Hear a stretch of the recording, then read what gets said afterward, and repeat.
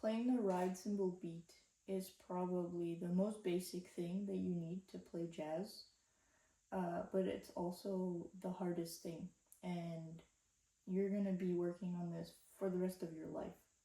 Um, there's a lot of like controversial things around this, so just whatever. Take this as this is just what I've learned, and this is how I'm gonna show you how to play the ride cymbal pattern.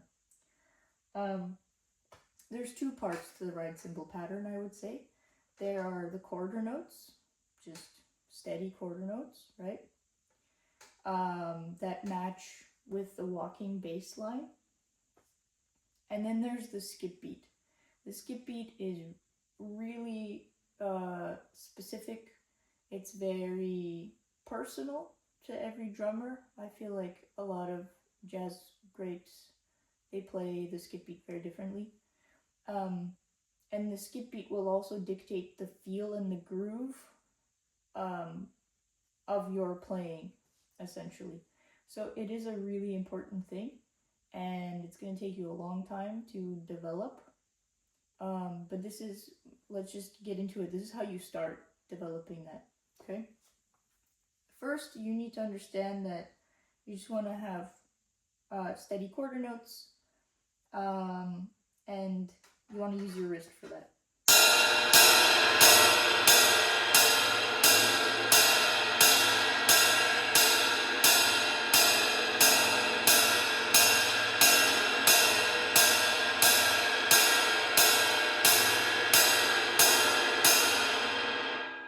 So I'm kind of throwing the stick at the cymbal.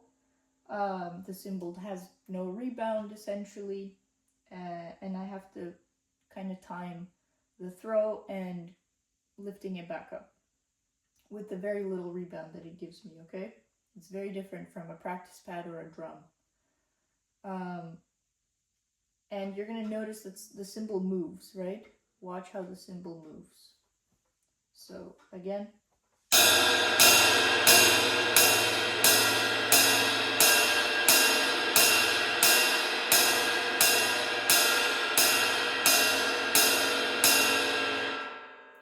And you're going to notice that my hand is already kind of moving in the swing pattern, right? It's different from if I was just playing a rock beat with quarter notes in my right hand. Okay, so I'm already thinking spang, spang-a-lang, spang-a-lang, spang-a-lang, walk the dog, walk the dog, walk the dog, walk the dog. Whatever sounds or phrases you're using to kind of get into that feel, you're going to be already hearing those phrases when you're playing quarter notes, okay? So once you figure out how to just play quarter notes and you have your cymbal moving properly, you're very relaxed, you're like, here's my quarter note, and you're pretty confident, and you've practiced it with a metronome, slowly, like at this tempo or slower, what you want to do is you just want to listen to as many, let's say, 60s jazz albums as you can, and listen to, for example, you can listen to Miles Davis, Relaxin'. That's a great album to just play along with Philly Joe Jones, because it's just very clean. It's like that is what a jazz rhythm section should be doing. That's just an easy example that you can follow along with. I feel like it's easy to listen to and it's easy to get into. So I would recommend just listening to that album over and over and over again, focusing on the ride cymbal and how the ride cymbal is playing with the bass, okay? Those are very important things to listen for when you're listening to music and when you're trying to learn the ride cymbal pattern and jazz drumming. When you have listened to that album already, put it on in your headphones and just try the same thing. The quarter notes that you were playing along with the metronome, now play along with the recording. And really, again, you should now be hearing the ride cymbal pattern, right, in your headphones from the album, and kind of get into that and picture yourself playing that skip beat, okay? Because that's really going to help you in the next phase. And do that a lot. Do that, like, I don't know, for 2 weeks. Just play the quarter notes. Really get into the quarter notes. I know it sounds boring, but it's really going to help you. When you're ready to play the skip beats, what you need to understand is you have the strong beat, right? The downbeat is the strong beat. And then you have the skip beat, which is going to be like, right? And it's like a little, It's not the strong beat, okay? So just watch for a second.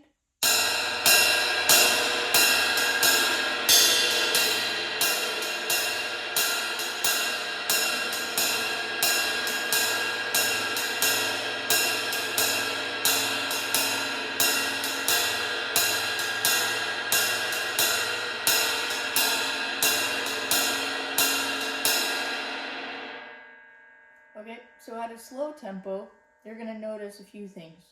My hand is not really opening up for that skip beat. It's kind of staying closed, and I'm just doing a little skip beat with my wrist. The other thing you're going to notice is the cymbal is continuing to move the same exact way as when we were only playing quarter notes. This is a really big clue to if you're playing it right, okay? And I mean right, correct. That's like the basis of correctness. If your cymbal is moving with the quarter notes, then you're doing good. You're on the right track, okay? Then what you're going to notice is my stick is kind of like, for the downbeats, for the quarter notes, I'm going like this.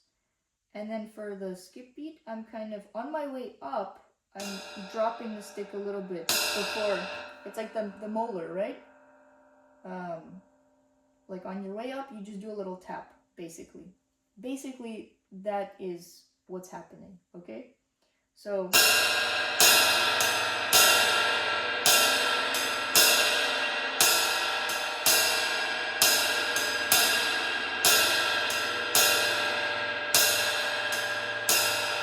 you notice that little skip beat, right?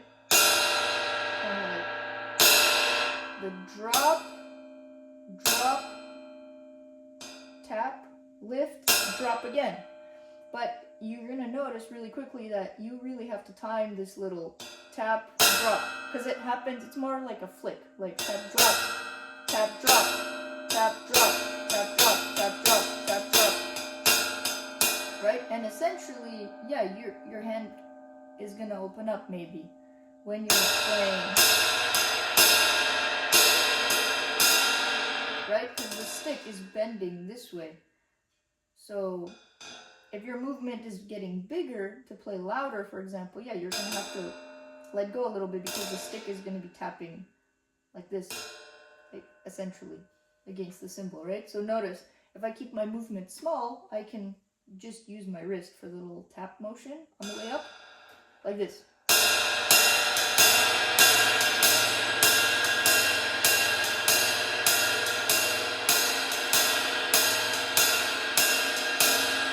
Notice the volume difference between my tap and my quarter notes, right?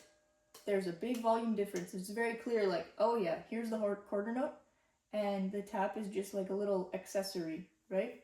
It's like a little embellishment. But the quarter note is there, quarter note is strong. But then also, let's do like let's say I'm playing a bigger movement.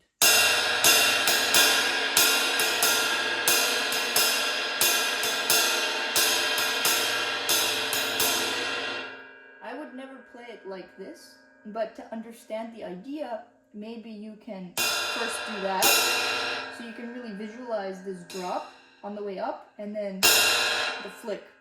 But in practice, I would never do that. I just use my wrist. And then you're going to see if I get faster, there's going to be a little bit of movement from my fingers here, but it's not big at all.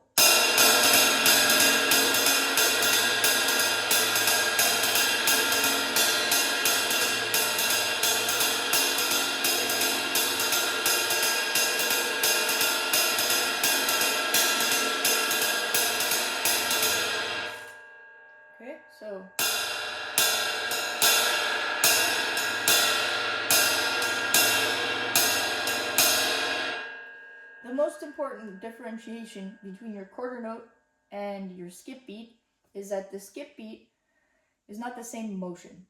The skip beat you're going to play on the way up, so there's no gravity involved, essentially, okay? Because this involves gravity, and it's like your wrist is just going down confidently, directly into the cymbal, but on the skip beat, there's like a little tap, and there's no gravity. Like your arm and gravity are not present in the tip. It's just the tip of the stick, okay? That's what changes the volume, right? And that's what changes the little angle of the stick when you're going up, right? Because it's not the same motion. I'm not doing this. You see how it's the same motion for all of those?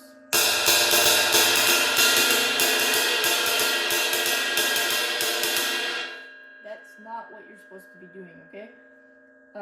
The quarter note down beats and the skip beats should have two different motions. They should not be the same motion.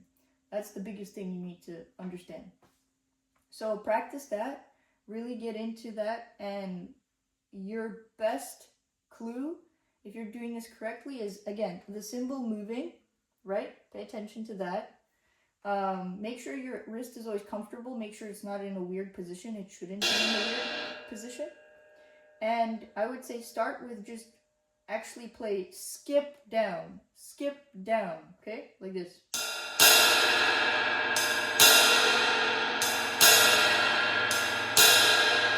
Almost like you're winding up for the downbeat, okay? Skip.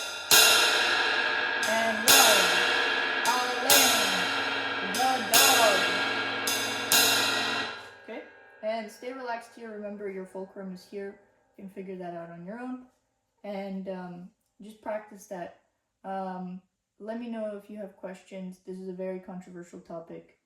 Let me know if this makes sense, if this helps you. Yeah, the only way you're going to learn this is by practicing those basic movements, by listening a lot, and then playing along with what you're listening to, and really trying to emulate the drummers that you're listening to and how they play their skip beat and how they time it, right? And then based on that, you figure out kind of the motion. But I've given you the starting point right now, and that's where you should start to get into it, and then take it from there, you know? Let me know if you have questions.